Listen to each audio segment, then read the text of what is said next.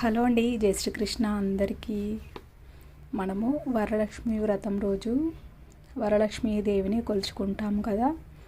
వరలక్ష్మి మాతతో పాటు ముందుగా శ్రీ మహావిష్ణువు యొక్క శ్రీ విష్ణు సహస్రనామ స్తోత్రము లేదా ఎంతో కొంత శ్రీ విష్ణు నామాలను చదివితే, అంటే భర్త ఎక్కడ ఉంటే భార్య అక్కడ ఉంటుంది కాబట్టి శ్రీ మహావిష్ణువు ఎక్కడ ఉంటే లక్ష్మీదేవి అక్కడ ఉండడానికి ఇష్టపడుతుంది అంటారు.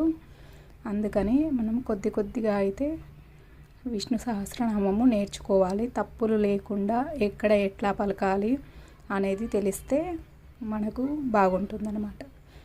ముందుగా ఒక ప్రార్థన శ్లోకం మాత్రం చదివినా సరిపోతుంది.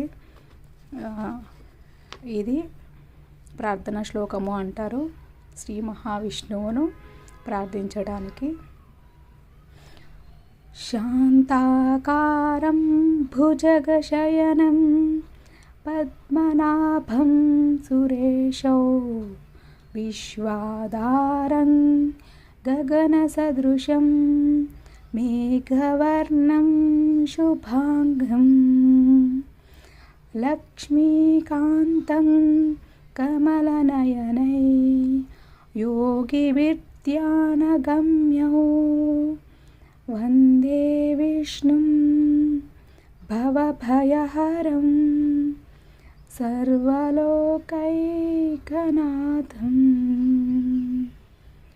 ఓం శ్రీ విష్ణు అర్పణమస్తు.